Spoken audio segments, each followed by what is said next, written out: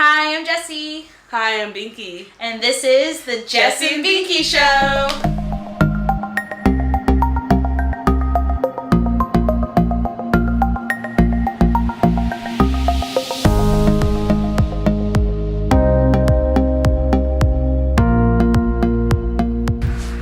So, what'd you do this week to stay active? Fitness, life, haha. Gosh, what did I do? You went on a bike ride in Santa Cruz. Yeah, well, there were some bike rides in between there. The build up to it. The bike ride in Santa Cruz. It was a fun ride. Yeah. I like the people. I like the destination. Just get kids on bikes, organization type thing. The only downside though was Santa Cruz is a very busy time, especially with that first nice weekend. The boardwalk was open. A lot of people were getting out of town. That's fine. I'm used to riding in traffic. I have no fear whatsoever. I do. It really wasn't that bad, but She out there like, hit me! And I'm over there like, don't hit me! After we left our first stop, we all met up in this park and pay, which was pretty cool because you pay by a spot, and then you can add time and things like that. So it was pretty cool. But then, fresh out the gate, we hit the road, hit this big roundabout where it's super busy, where you can go to the pier or the board, and a van almost hits me because he wasn't looking. Not even kidding. He was not looking. Gosh. And I'm trying to get up onto the divide for me to be safely and in the bike lane where I tried to cross to and followed everyone else. Not the best advice I can give you, but when you're in a big bike group, you just go with it so you don't get lost. You go with the herd. Yes, you go with the herd as much as the So herd it's is probably stragglers that would illegal. also take the blame for it. Sort of. Like, if something happened, like, if a cop rolled up there and you're in the back of the pack and everybody's rolling through red lights, they're going to get whoever they can get. Yeah, And pretty if much. you're in the back, that's going to be you. And if you can pedal fast enough, you can't catch us all, I guess. I don't recommend doing that whatsoever. Abide by the bike rules. Stay in the bike lane. Which is where I was trying to get my butt. But this guy wasn't paying attention, kept rolling forward, and I saw my leg and his bumper almost meet, and I punched hard, basically. So then, that's fine. We all kept up. We went under some creek trails safely, things like that. No more in and out of traffic. Got to our first stop. Stayed there for about 40 minutes or so. After the first stop, it's getting really busy.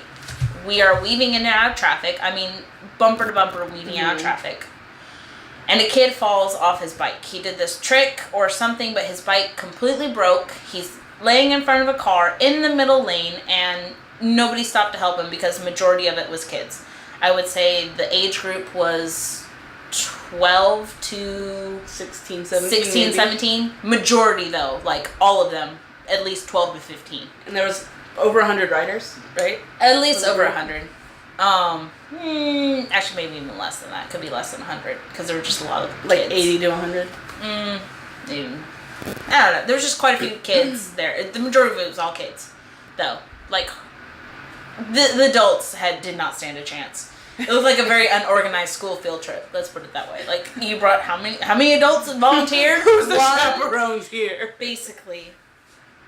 So then, my husband and we stopped.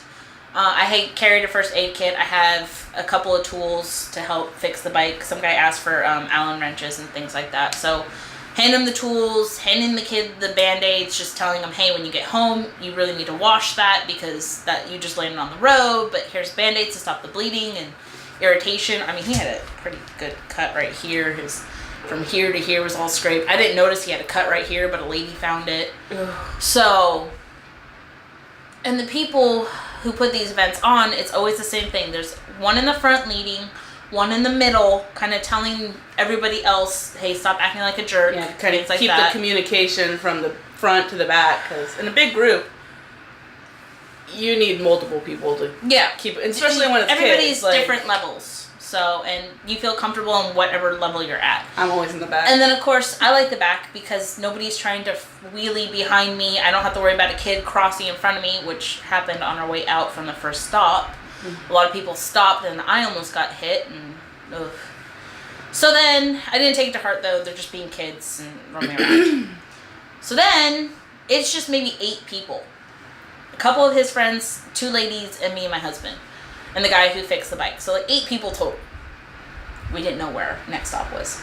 The whole group is gone. You don't know Santa Cruz either. No, not enough to So the guy that was supposed to be in the back of the pack didn't stay in the back. He just left the people. I don't even know where I never saw him again, obviously, because I left the group after that. We managed to kind of figure out if we headed up back through this one road we were on, the main road, turn right onto some other road, we'd end up where we started, where everyone met up. So like, okay, if we can go from there, then we can kind of figure out what our next stop was. And I remember seeing a big group of bicyclists. I don't know who was there, but I just remember them going up the hill, along the coastline, where there's this really cool, beautiful lighthouse. I mean, the scene was amazing. But there's no bike lane. You're sharing the road. No, it was all uphill. That would have sucked. But the views would have been so cool. It would have been cool just to go like as a friend group and not like the expectation to stay with a big group or whatever. Yeah, I am very, very, very beginner at this kind of stuff. So, like for me, the big group thing, I don't like to be the last one and then everybody's waiting on me. Like we went on one ride in Sacramento. It was like 200 people, and like. People kept having to wait for me because you also slipped off your pedal and I also hit kind of sprained my ankle. Your chain. No, it was the pedal, and then it pinched my foot between the pedal and the chain thing. And it was like on the first, like when we just started. So yeah, like fresh out the gate. My ankle got so swollen, and that night I had to take so much like ibuprofen and stuff just to get the swelling to go down and even sleep. Because once I took my shoe off, my whole foot just was like a potato. Yeah. Oh yeah, I'm so glad you didn't do that during the ride. We would have had to turn around right there. Luckily, we weren't too far from where we started. And I finished. She did. We actually had quite a few stops. A lot of people blew out their tires, so. Yeah. So I was okay with that, but I'm not ready to go on any more big rides just yet. I want to get better and get myself to the point where I can like go up the hills without having to hop off in the middle of it and. I think if we train, build my stamina. I think if we train with the Creek Trail to the Rodota Trail, and then just kind of back up, you'll be okay. Because that's a good 20 miles as it is, but it's majority flat. Maybe like 2 hills, if that. Mm-hmm. So it's majority flat. You'll do fine on that one, just training wise. Yeah. For long distance. Just have to get my endurance up. Yeah. But long story short, I got to see Santa Cruz, and I don't mind. I mean, I would. And you had do a good it lunch again. Or dinner, was it? It was more like a linner, I call it. A good dinner. Yeah, actually it was pretty bomb. It was the best salad I ever had. Because I didn't want to add the calories that I just tried to burn off. So I had a salad. Well, that's good. Actually, it did taste really good because we didn't eat. We ate at like 8 o'clock in the morning. That was like our first meal. And so then we didn't. By the time we got biking, isn't good. You need to fuel your body. Well, okay, at 8 o'clock in the morning. By the time we get there at 12, that's not too bad. We didn't think the ride was going to take that long. We didn't. Yeah, it was supposed leave till you were supposed to leave at 1. 1. You meet up at 2:30, almost 3 o'clock. Ride out at 1. We didn't almost leave till 2:30, and it's like, well, why try to eat heavy if we're not even starting this bike ride? And then finally, I just called it. We were like losing our friends, our group. I was tired. I got sand blown in my face. No, I'm okay on that. It gets to a point where it's just like, nah. We'll just head back, yeah. And so we went back and had food.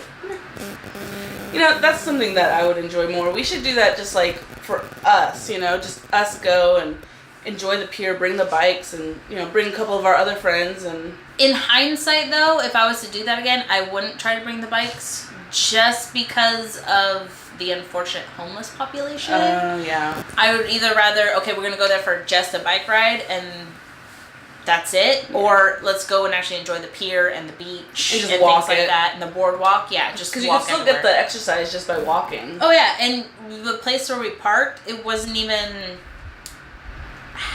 It was less than a half a mile from where the pier was and everything. Easy. Yeah, so we literally could have parked our cars, walked over, and enjoyed everthing for the day. Yeah.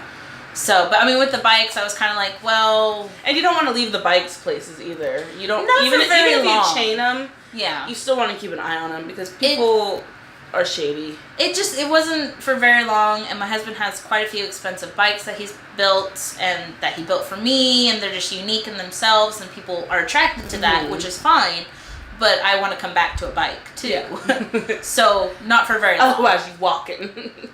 Yeah, we're walking back. And very upset. Oh yeah. One of us more than others. That would be devastating. Especially her husband built her a custom bike with custom paint job and everything on it, and he worked hard on it. Yeah. There was a lot of cussing. I'm surprised he would have kept that secret, but yeah. I've only been riding we call it the Fat Ripper, because I'm trying to keep up with her, basically. So if she's riding the Fat Ripper, I'm riding the It's Fat a heavier Ripper. bike. It's about a 30-pound bike, so it adds weight. So the frame's aluminum, but it's the tire itself that makes it heavy. I mean, that's a 3-inch tire by itself. It's 3.5. So that's what makes 3.5. I think so. So that makes it a 29-inch bike, which you're pedaling a little bit more. But the ride's very smooth. It's a Cadillac ride. It's nice, and you can off-road and. Yeah, we found that one out the hard way. Well, you could off-road, but just know that when you're coming down on a rock, you're gonna come down on a rock. Ladies, let me tell you, it hurts. Just eat it. Just So yeah, do what you can. Go on a walk during lunch. Pick one thing and just say, I'm gonna do that today, even if it takes 2 minutes. Even if you do 5 sets of squats at your desk or something, you get up or get out of bed. It's better than nothing. I hope you work in a cubicle, because if you don't, it's kind of weird. I've tried it. Actually, when I was uploading things on our printer to my computer, I shut the door because it's in its own little room, and then I started doing squats in there. And when I came out, they're all, "Why are you breathing so heavy?" And I was like, "Oh, I was squatting." So why were you doing that, huh? Yeah. So don't recommend that part. Just maybe if you're in a little cubicle, get a couple reps out, but not when it's really. It was really hard. Or just make it known. That's what I do. I brought when I was going through physical therapy for my back, I had these elastic band things that they give you, and I would bring them and I would throw it over the break room door, and I would just be out there like, "Whoo, what's up, guys? How you doing?" And then they'd all make fun of me. Own it. Nope. Nope. We work in 2 different fields. That does not work. So yeah, do what you can. If you have a break and you get a 10-15 minute break, even make an excuse to walk out to your car to get something. They do say you should take a break at least every hour to move. If you're working in front of a computer, help relax your eyes a minute and take a quick 10-minute walk around your building, go to the bathroom and back or something. So. Yeah. So remember to like the video, boop, boop, like, subscribe, click that button, and hit that notification bell. We will try to put out videos every week if we can, maybe monthly. We'll see where we're at right now. And so we'll also include in the bottom of the description box the link to our Instagram page. And if there's a Twitter, we don't know. If it's down there, then we made one. If not, disregard. Small steps. Disregard that. She's got 3 kids. I got a full-time job. I'm gone for 12 hours a day. So, small steps. Baby steps. Baby steps. So, we'll catch you on the next one. Bye.